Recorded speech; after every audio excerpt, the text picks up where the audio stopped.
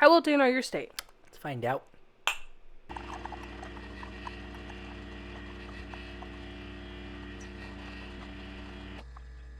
Idaho. Idaho. We're taking our first road trip. Potato. Yeah. So, this takes place in Idaho. When we were thinking of starting our YouTube channel and making all this stuff, I was thinking, what if I run out of cases in Pennsylvania? Which probably won't happen, but this is still linked to Pennsylvania. So we are taking a road trip to Idaho and taking a road trip back. Yeah. This is pretty popular on TikTok, which you are not on. So you know absolutely nothing about this, which is good for me. But, yeah. So, it takes place in a town called Moscow, but I don't know if it's Moscow or Moscow. But I am going to call it Moscow because it's spelled the same as Moscow, Russia. Duh. So yeah, let's get into it. Okay. This is, I don't want to say famously because infamous, but it is known on the internet and to media as the Idaho murders. Sorry. The infamous Idaho murders. Yes, which is, I don't want to, makes it sound like it happened like a while ago, but it didn't. Alright. But no, it's got fame, but for all the wrong reasons. Yeah. Therefore it's... Yeah, exactly. Alright. Feels like now that all of the horrible true crime cases that involve multiple young adult victims, our minds go to Ted Bundy or Jeffrey Dahmer.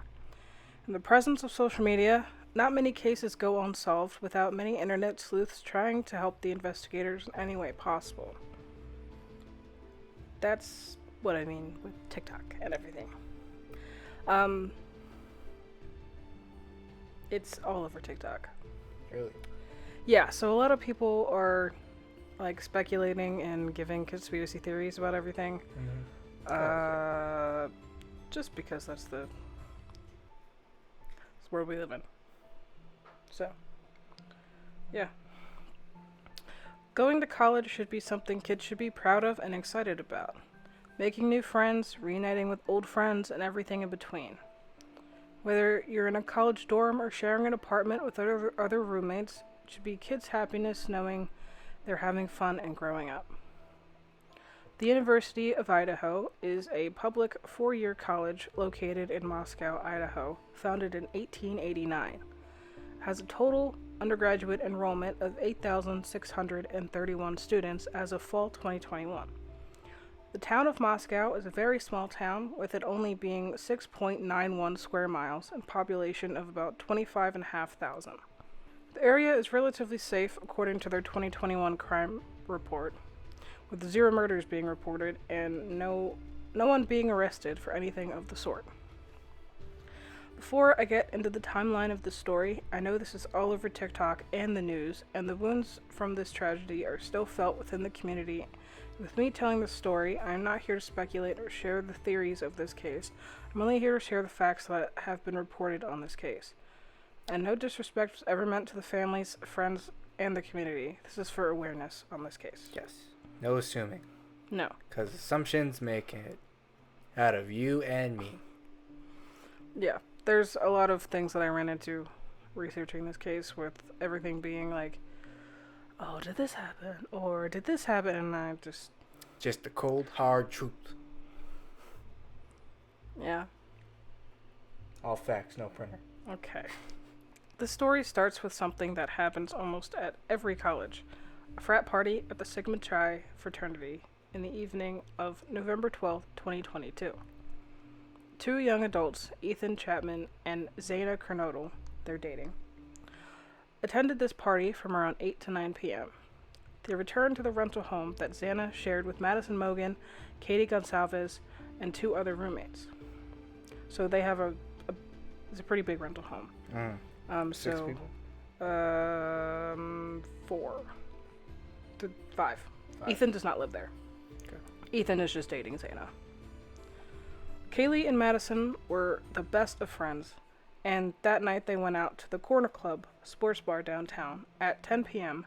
and left around 1:30 a.m. After leaving, they were seen on the live Twitch stream from a food truck named The Grub Truck, smiling and chatting, 10 minutes later getting their food. I kind of thought this was funny, because, like, it's So relatable. 1 in the morning, and, I mean, I'm not an avid Twitch consumer, but, I mean, I never thought that a food truck would be streaming. That's kind of cool. Yeah, yeah. Well, think about it this way. If you know it, and you're up late, and they're going from town to town to town in Idaho, oh, check the stream. They're here. That's smart. That's true. That is smart. I mean, the other thing is, like, a lot of people just like to enjoy watching other people do their own job. Like, that's a whole thing. Like, you can check Instagram, but, like, you might see it. You might miss later. it. But Right. Twitch will actually give you a notification. Right. They were seen getting into a car from, quote, a private party and getting home at 1:56 a.m. This was previously reported to the police as being like an Uber driver, but it was later just at a private party. So I'm assuming that they knew the person driving them home. Mm-hmm. It was not an Uber driver. Around 4 a.m., Zaina received a DoorDash. Phone records show that Zaina was on TikTok until about 4:12 a.m. One of the other roommates thought they had heard and saw someone in the house, telling another roommate that, quote, there's someone here, where they thought it was just Kaylee and her dog and dismissed the claim. Sometime after 4 a.m., one of the unnamed roommates, referred to as DM, said that they heard crying coming from Zaina's room, along with a male voice saying, quote, it's okay, I'm gonna help you. One of the unnamed roommates opened her door and saw, quote, a figure clad in black clothing and a mask that covered the person's mouth and nose walking towards her. The man was not recognized by the roommate. He walked right past her and used a sliding glass door to leave the house, and the roommate had no idea if the man saw her or not. She went into a, quote, frozen shock phase and locked herself in her room. Walked right past the roommate. Yeah. So Oh. she I don't know if she opened her door or just kind of cracked it to kind of look out, but Oh. he walked right past her and left. So, there's a man in the That house. gave me chills. Yeah. I know. And That's awful. yeah, I can't even. No. Could you imagine opening your door and seeing a man walking towards you? And hearing that, Right. that's. The context clues of that? And then they're walking towards you? That must be awful. I can't even imagine. At 11:58 a.m. on November 13th, the day after it was, Yeah. well, the morning of, but a 911 call was made from the residence. The call was about an, quote, unconscious person. It said that the roommate who called thought that somebody passed out and was not waking up. When the police showed up, the door was open and there were no signs of forced entry / damage to the house. The police were greeted by 2 roommates as well as friends of the roommates who were called over to try and help the, quote, unconscious person. What was found at the scene was something that no one expected in the small town of Idaho. 3 roommates and Ethan were stabbed to death. Mason and Kaylee were found in Kaylee's room, and Ethan and Zaina were found in Zaina's room. The murders took... Repeat that? 3 roommates and Ethan were stabbed to death. Madison and Kaylee were found in Kaylee's room, and Ethan and Zaina were found in Zaina's room. I thought it was just one person. No, there's 4. Holy shit. Yeah. Madison, Kaylee, Ethan, and Zaina. Ethan, who did not live there, just staying the night with his girlfriend. I don't want to drink my coffee anymore. I have so much Like, more. I don't know these people. Like, it's like a gut punch, just how cold it is. Mm-hmm. That's awful. The murders took place on the 2nd and 3rd floors of this home. The victims were not restrained in any way, and the walls were splattered with blood. All 4 victims were pronounced dead at noon. The detectives believe that the murders took place between 4 and 4:25 a.m.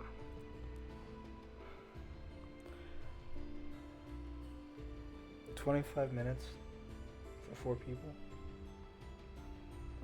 Well, that's just, I guess, when it started, Mm-hmm. not like the length of time that it took. I'm not too sure. So, this is about all 4 of them. Starting with Ethan. Ethan Chapman was a 20-year-old freshman and a triplet with a sister and a brother. He was a talented athlete, a loving son, and, quote, a shining light. He was a lifelong athlete who loved the NFL and country music. He played basketball and tennis at Mount Vernon High School in Washington, where he grew up. Ethan started at the University of Idaho in 2021 and joined the Sigma Chi fraternity. Both his sister and brother went to the same university, with his brother in the same fraternity. For Ethan's birthday in 2021, he had asked people on his Facebook to donate to the Huntsman Cancer Foundation. Quote, "We are eternally grateful that we spent so much time with him," Stacy Chapman said. "Make sure you spend as much time as possible with those people because time is precious and it is something you can't get back."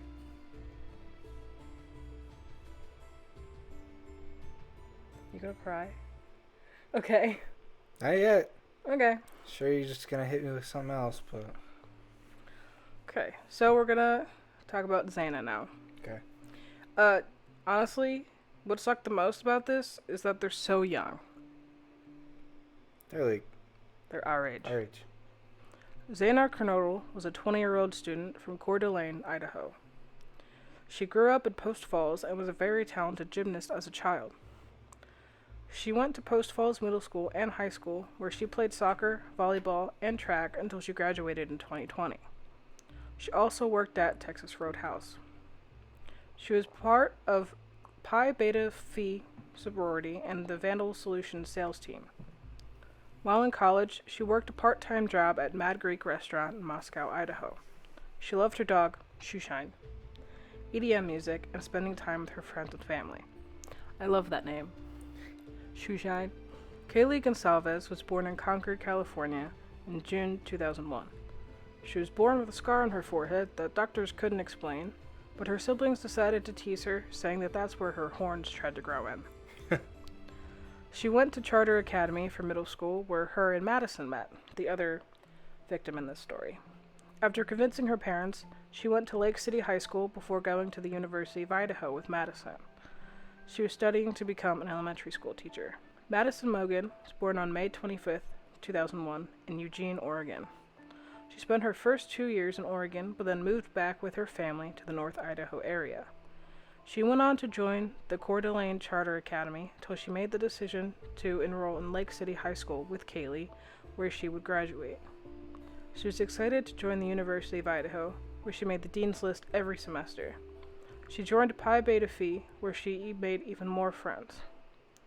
Quote, "We will think of her surrounded by pink, sparkly things that are tiny and cute, because that's exactly how we picture Maddie." Why is it that? Because to me, it seems like almost a jealousy thing. It's like all the victims that we've talked about so far have been these wonderful human beings. Like, give anything for somebody else. You know what I mean? Why is it always the good people? I don't know. It's probably what makes it so, Awful. Heart-wrenching. yeah. Yeah. They seem like really, really good people. Yeah. A little over a month went by with no arrests, and many people, including me, started to get restless. With the holidays coming up, you couldn't help but to think about the families of the victims that won't have their family home for the holidays. With many theories coming out, one of them started to blame a professor at the university, which the authorities quickly dismissed. Days and weeks went by with no arrest.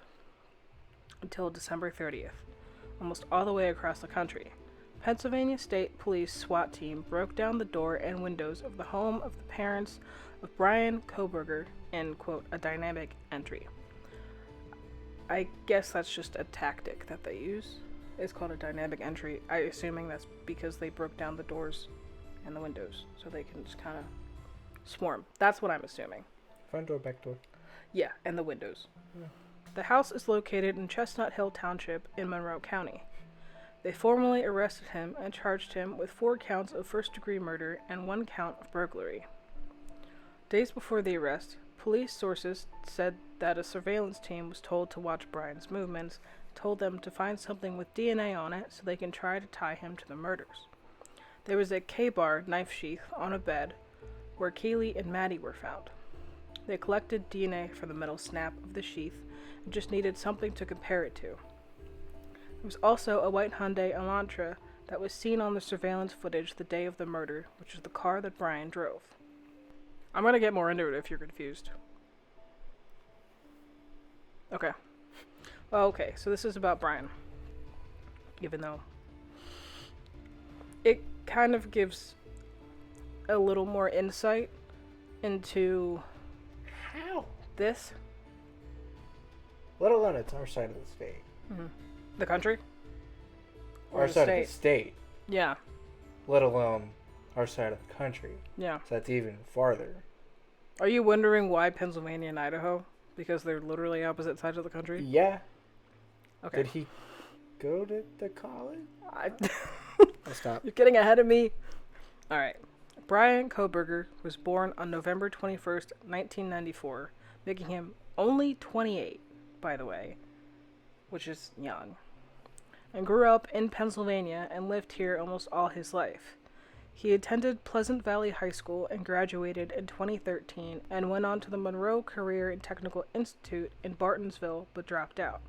Brian went on to go to Northampton Community College in Bethlehem, where he got his associate's degree in psychology in 2018.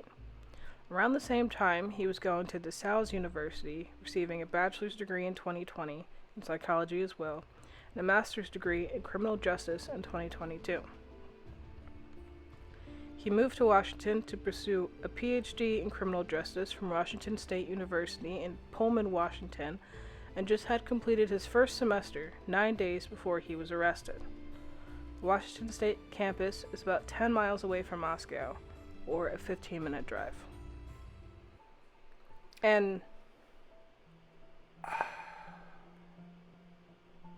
so, to answer your question, he was going to Washington State University. Home for the holidays. Yeah. So, he went home to his parents' house in Pennsylvania, and I believe it's up Poconosy area, I believe. Okay. This is an extra, but this says it kind of gives a little more insight about him. In a now deleted Reddit post, the user who identified himself to be Brian Koberger posted a university-approved survey asking the ex-convicts of Reddit questions about the crimes they've committed. One of the questions asked, quote, thoughts, emotions, and actions of the beginning to the end of the crime commission process.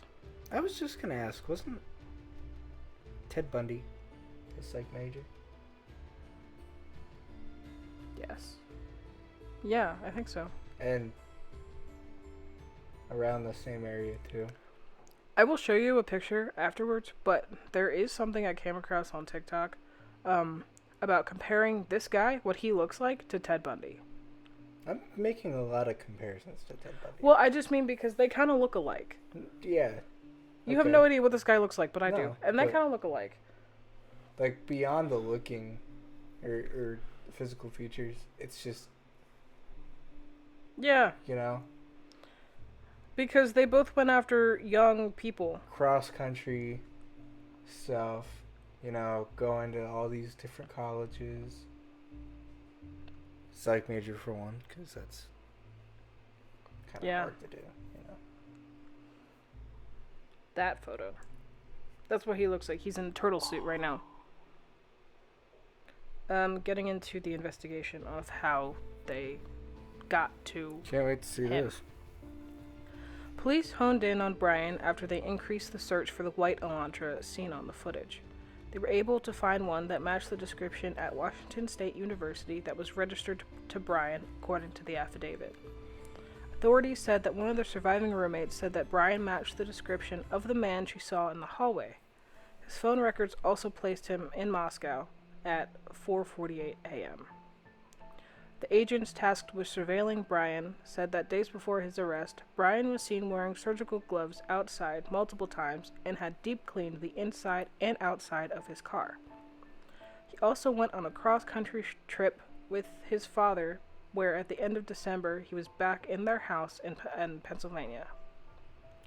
At this house is where they collected DNA from the garbage, which came back as being the DNA of the father of the DNA on the sheath. Does that make sense? It was a little confusing when I... So it was like a 99.9998% that it is the father of the guy on the sheath. So it's Brian's dad, whose DNA that... No. His dad didn't do it. It's just the DNA that they collected matched. Therefore, it would be Brian. Yeah, exactly. Okay. Like I said earlier, Brian was arrested on December 30th and appointed a public defender. He was detained and held without bond at the Monroe County Correctional Facility in Stroudsburg, Pennsylvania. On the way back to the Monroe County Courthouse, Brian agreed to extradition on January 3rd, 2023. He was extradited back to Latah County on January 4th, where he was held without bail. Public defender Jason Labar said that Brian was surprised by his arrest and, quote, looks forward to being exonerated. He denies any involvement in the murders. Quote, no one knew of this guy at all, said Shannon Gray, the attorney of the family of Kaylee Gonsalves. Quote, it appears from the affidavit that he was in the area of the house on several occasions. That's all we know. End quote. Cell phone records showed that Brian's phone was near the house at least a dozen times in June and before the murders. Shannon Gray said that none of the victims had told anyone that they were possibly being watched. Today, January 12th, Brian is supposed to be back in court for a status conference, which is a meeting that occurs before the trial where the attorneys from the different parties and sometimes the judge meet. This is most of all the information that we know right now, and the trial is still ongoing. My opinion is that Brian is going to plead not guilty since he is trying to feign ignorance, saying that he's surprised at his arrest. He has many instances where he has made himself out to look like an ass during the whole thing, where there's indisputable evidence against him and he's trying to push it under the rug. Well, he is an educated man, that does not make him a smart one. With his education in psychology and criminal justice, he probably thinks that he can wiggle his way out or find some sort of loophole to maybe get a mistrial. These victims in this case were so young, most of them our age. They were going to college to study their field, to try and get into a career that they love. They were enjoying their life as college students and friends, and never would have guessed that they would be victims in this premeditated murder. They were all beautiful souls, and I wish their family the peace that they deserve during this hard time, and the peace to the surviving roommates that had to witness all of this going down, having to suffer with survivor's guilt, and the stress around wondering the what-ifs of stories like these. I am more than happy that they caught Brian, and hopefully Kaylee, Madison, Xana, and Ethan can rest peacefully. They all have GoFundMe memorial funds, and I will link them. I was gonna link Ethan's, his cancer fund that he wanted people to donate to, but that has ended, so I'm just gonna link all of their GoFundMes in there. And after I wrote this, it said that he waived his right to a fair and speedy trial, meaning that it's gonna be pushed back. Really makes you want to bring back capital punishment, doesn't it? I don't actually know if it's still illegal or legal in Idaho, because he's getting tried in Idaho. Mm-hmm. Meaning, if it's legal, then they can totally off him, which is fine. No. Capital punishment, not lethal and capital punishment. Like what? Hang him high. Oh. Well, you know. Yeah. Bring back the stretch. That'd be nice. Make him a couple inches taller. Yeah. How are they connected? They're not. They're not He really. just saw this group of kids having fun, and he was like, them. That's honestly, that's kind of what it seems like. I guess we'll find out more. Probably as the trial goes on, because I'm honestly, I think he's gonna plead not guilty and try to go into this trial. Because he doesn't have the balls to come out and say it. No, because he's already said, I don't know why they did, like... Pussy ass bitch. I don't understand. Like... They got your car. They got your face. They got your DNA. They have your DNA. Yeah. And you're still saying it's not you. Exactly. Go fuck yourself. How... like... I think this is the most we fucking sweared on this. Yeah, because this one, chat. honestly, this one and last one have been the most infuriated that I've ever been at a true crime case. Like, because it's like, these are... I don't even have a better word for kind people. Like, usually when you think about young adults our age, they're shitheads, you know. yeah. Getting drunk 24/7, getting high 24/7, not really being, you know, constructive or adding to society. Yeah. Look at us, for instance. But they were all the way up here. Only at the age of 20, 21, 22. Already up here. And now they're, Yeah. you know. I'm pissed. I can't I'm even pissed wrap... for the family. I can't even wrap my head around it, like, at all. Like...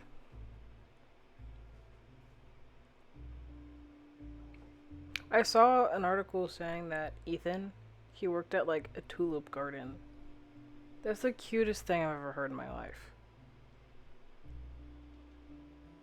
Who works at a tulip garden?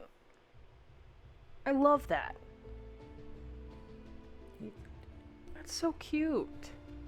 There's a ex-con that I see pop up on my For You page all the time, and he answers questions. It's like, how will blank get treated in prison? And he did one on Brian's. Like, he's probably gonna have a bad time. Oh, yeah. Because a lot of the prison guards, I mean, probably not every prison. I'm not, like, shitting on every prison. But I'm sure there's a lot of prisons where the prison guards just kind of, like, it's that guy. Like, you know what I mean? And he said that's probably what's going to happen because a lot of people... This is the way that he phrased it. Like, I guess people who were there, if they see somebody that, you know, hurts women or hurts children, you know what I mean? Yeah. They don't like that, obviously. Oh, yeah. And it's just the way that he phrased it. He was like, we're here, we can't see our women in our lives. Screw you. Exactly. I haven't seen anybody defending him, which is good, besides his public defender, obviously. But that's his job. Oh, yeah. But I'd love to see how he tries to get out of this. That'd be fun. Because I really hope he won't. And the internet probably won't let him. So. Yeah. We probably gonna talk in circles if we keep going. Yeah, because we have. It's awful. Like, I'm out of words for how messed up all of it is. Yeah. Like,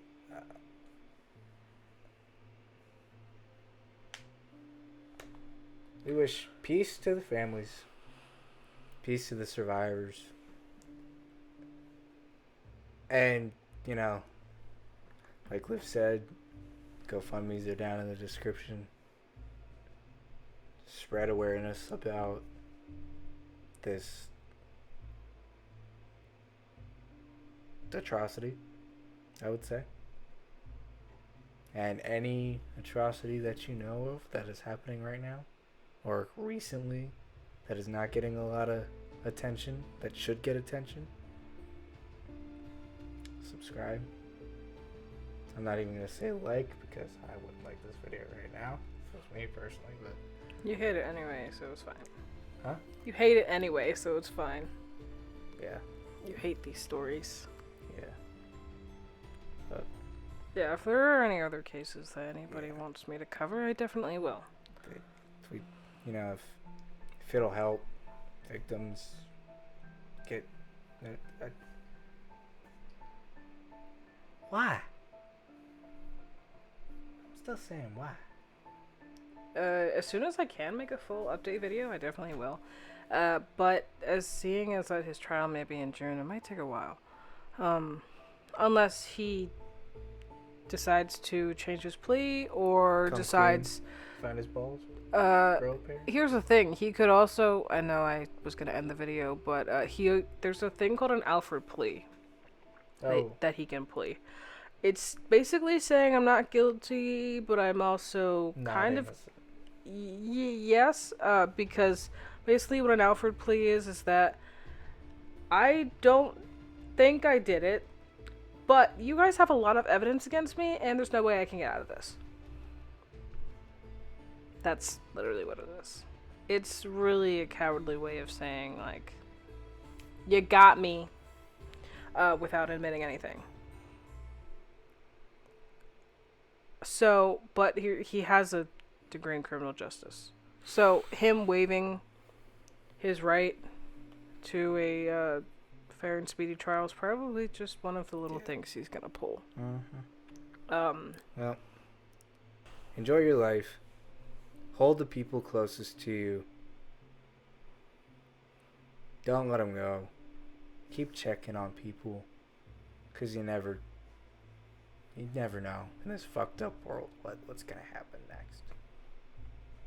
And it's shitty for me to say that. I shouldn't have to say that. But unfortunately, that's the reality that we fucking live in. Stay safe.